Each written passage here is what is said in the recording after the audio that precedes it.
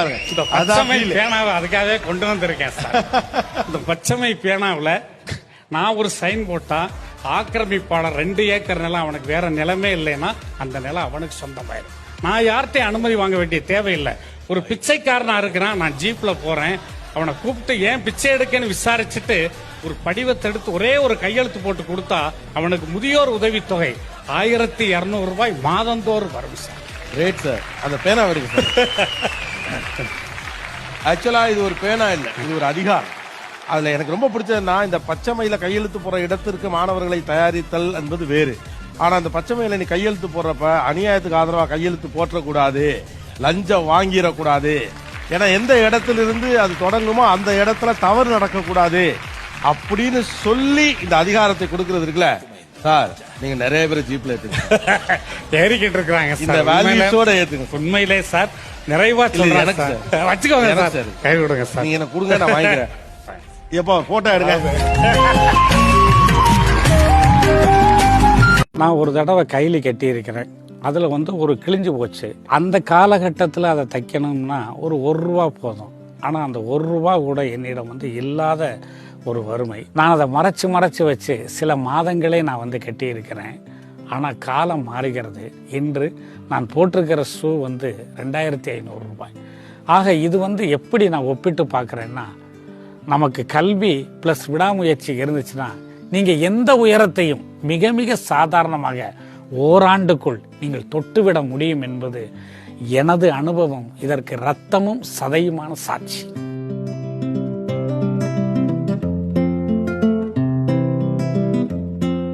ஒவ்வொரு வார இறுதி நாட்களிலும் விருதுநகர் மாவட்ட ஆட்சியர் வளாகமே ஒரு குட்டி கல்லூரி போல காட்சியளிக்கிறது. காரணம், தாசில்தார் மாரிமுத்துவின் அரசு போட்டித் தேர்வு வகுப்புகள். கடந்த 17 ஆண்டு காலமாக நடந்து வரும் இந்த பயிற்சி வகுப்புகளில் தற்போது தமிழகத்தின் 20 மாவட்டங்களைச் சேர்ந்த சுமார் 4000 பேர் படித்து வருகின்றனர். இதுவரை இந்த பயிற்சி வகுப்புகளில் படித்து அரசு பணியில் இருப்பவர்கள் மட்டும் சுமார் 10,000 பேர். இதையெல்லாம் தாண்டி இந்த பயிற்சி வகுப்பின் முக்கிய சிறப்பே இது முற்றிலும் இலவசம் என்பதுதான். ஒரு 20 பேர் அந்த லெவல்ல தான் இருந்தது. அப்புறம் நாளடைவில் அதில் 100, 120 வெளியில உட்கார்ந்தாங்க, அங்கே மரத்தில் உட்கார்ந்தாங்க. அப்படியே பல்கி பெருகி பெருகி பெருகி இன்றைக்கு 4000 பேர் என்னிடம் படிக்கிறார்கள். கொல்கத்தா துறைமுகத்தில் ஒரு ஆச்சரியம் கவனிங்க. நான் யாரையுமே இங்கே ஃபுல்லப் ஆயிருச்சு, உட்கார இடம் இல்லை, நீங்கள் போயிருங்க அப்படின்னு எதுவுமே சொல்கிறதில்ல. எனக்கு நான் எப்படின்னா, அவங்க ஒரு கிழிஞ்ச சட்டையை போட்டுக்கிட்டு, ஒரு தேஞ்ச ரப்பர் செருப்பை போட்டுக்கிட்டு, கையில் ஒரு மஞ்சப்பை வச்சுக்கிட்டு சில பேர் வரலாம். ஆனால் நான் அவனை அந்த தோற்றத்தில் பார்க்கறதில்ல. இந்த சாயம் போன மஞ்சப்பைக்குள்ள ஒரு டெப்டி கலெக்டர் இருக்கலாமே, அதை நாம கெடுத்துறதாக அவனோட வாழ்க்கையை டைவர்ட் பண்ணக்கூடாது. அவன் ஒரு அச்சாபீஸில் வேலை பார்க்குறான், நான் அவனை ஃபோன் சொல்லிட்டா அவன் பழையபடி அச்சாபீஸ் போவேன், நான் வான்னு சொல்லிட்டா டெப்டி கலெக்டர் ஆயிடுவான். ஒரு காலத்தில் ஏழ்மையின் கோரப்பிடியில் சிக்கி ஒருவேளை உணவுக்கு சிரமப்பட்டவர்கள் இன்று மாரிமுத்துவின் உதவியால் அரசு வேலை கிடைத்து பொருளாதார ரீதியாகவும் சமூக ரீதியாகவும் மதிப்பிற்குரிய இடத்திற்கு முன்னேறி இருக்கிறார்கள். அதில் வருவாய் ஆய்வாளராக பணியாற்றும் சடைக்கிழவன் மற்றும் கிராம நிர்வாக அலுவலராக பணியாற்றும் பாலசுப்பிரமணியன் ஆகியோரின் கதைகள் அனைவருக்கும் உத்வேகத்தை அளிக்கக்கூடியவை. இவர் சடைக்கிழவன் என்பவர் MA முடிச்சிருக்கிறாரு. சித்தால் வேலைக்கு, கட்டட வேலைக்கு போய்கிட்டு இருந்தார்.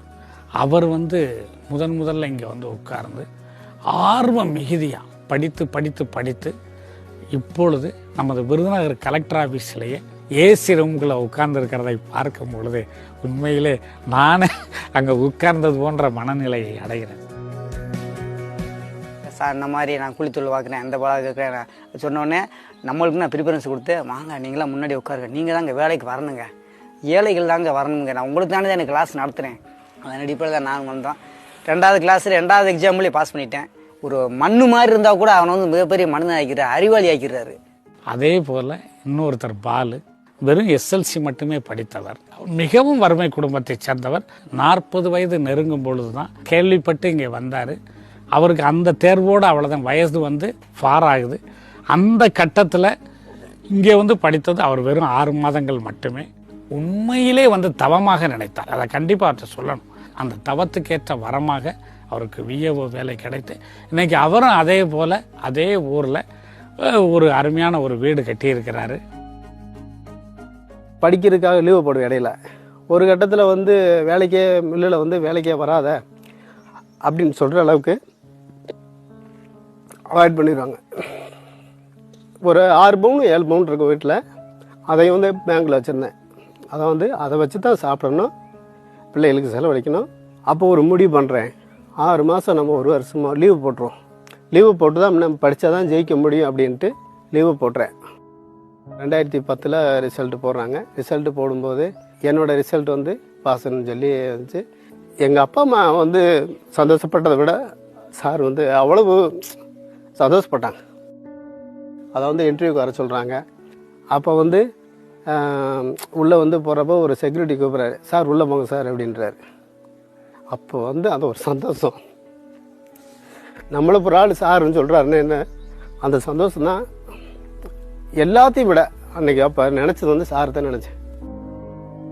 விருதுநகரில் உள்ள கூமாப்பட்டி கிராமத்தில் பிறந்த மாரிமுத்து ஏழ்மை காரணமாக கல்லூரி படிப்பையே கடும் சிரமங்களுக்கு இடையேதான் நிறைவு செய்தார். பட்டப்படிப்பு முடித்தும் வேலை கிடைக்காததால் சுமார் 7 ஆண்டுகள் பள்ளி மாணவர்களுக்கு டியூஷன் எடுத்து அதில் கிடைக்கும் பணத்தின் மூலம் தனது அன்றாட தேவைகளை பூர்த்தி செய்து வந்தார். டியூஷன் போக மீதமிருந்த நேரத்தில் அரசு தேர்வுக்கு படித்து 1995ஆம் ஆண்டு நடந்த TNPSC தேர்வில் மாநிலத்திலேயே முதல் மாணவராக தேர்ச்சி பெற்றார்.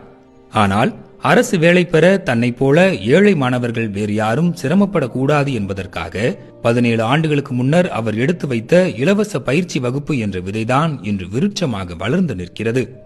நாங்கள் 2003 நாங்கள் வந்து தமிழ்நாடு முழுவதும் நிரந்தரமான அரசு ஊழியர்கள் எல்லாம் ஒரு ஸ்ட்ரைக் அடிக்கும் பொழுது வந்து திடீரென்று தமிழக அரசு நிரந்தர ஊழியர்களையும் வந்து பதவி நீக்கம் செய்துவிட்டு 4000 ரூபாய் என்ற தொகுப்பூதியத்தில் வந்து தமிழ்நாடு முழுக்க வந்து தற்காலிக ஊழியர்கள் வந்து பணி நியமனம் செஞ்சாங்க.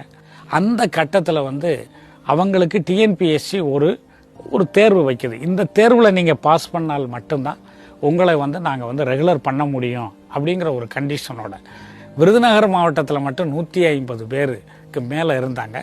அதில் அந்த 150 பேரை நான் ஒருங்கிணைத்து ஒரு இடத்துல வச்சு விருதுநகரில் நான் பயிற்சி சொல்லித்தரேன்னு சொல்லி ஒவ்வொரு சனி ஞாயிறும் அவர்களுக்காக ஒரு சிறப்பு வகுப்பு வந்து எடுத்தேன்.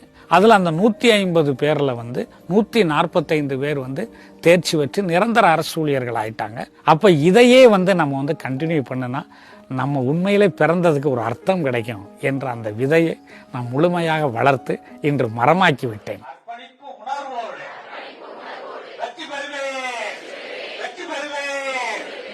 இந்த பயிற்சி வகுப்புகளுக்கு மாரிமுத்து மட்டுமே ஆசிரியர். வகுப்பிற்கான முன் தயாரிப்புக்கு வார நாட்களில் வேலை நேரம் போக மீதம் இருக்கும் நேரத்தை பயன்படுத்துகிறார். பல்வேறு மாவட்டங்களைச் சேர்ந்த மாணவர்கள் இந்த பயிற்சி வகுப்பிற்கு வருவதால் அவர்களின் வசதிக்காக 15 சிறப்பு பேருந்துகளை தமிழ்நாடு அரசு போக்குவரத்து கழகம் வார இறுதி நாட்களில் இயக்குகிறது என்பது ஆச்சரியமான ஒரு தகவல். இத்தனை பெருமைகளை கொண்டிருந்தாலும் மாணவர்களுக்கு போதிய இடவசதி செய்து தர முடியவில்லை என்பது மாரிமுத்துவுக்கு ஒரு நெருடலாகவே பல நாட்களாக இருந்து வருகிறது. குறைந்தபட்சம் ஒரு 25 முதல் 50 சென்ட் வரைக்கும் நம்ம இடம் வாங்கி அங்கே வந்து எல்லாரும் வந்து நல்லா உட்கார்ற அளவுக்கு கூடுதல் வசதிகளோட நிறைய ஒரு சொஃபஸ்டிகேட்டடாக வந்து அவங்களுக்கு இடம் அமைத்து அவங்களுக்கு ஒரு பயிற்சியை கொடுக்கணும். இன்னும் வந்து அடிக்கொருக்கா வந்து அவங்களுக்கு வந்து சாப்பாடு கொடுக்கணும். இது போன்ற ஒரு மன நிறைவான மன மகிழ்ச்சியான விஷயங்கள் வந்து எனக்கு வந்து ரொம்ப உண்டு சார். உங்களது கோல் எதுவோ அதை நோக்கிய 24 மணி நேரம் அதை பற்றிய சிந்தனையாக எனது பாணியில் நான் சொன்னேன், கல்வி பிளஸ் விடாமுயற்சி ஈக்குவல் டு விஸ்வரூப வெற்றி. வானம் தொட்டுவிடும் தூரம்தான், வானமும் வசப்படும்.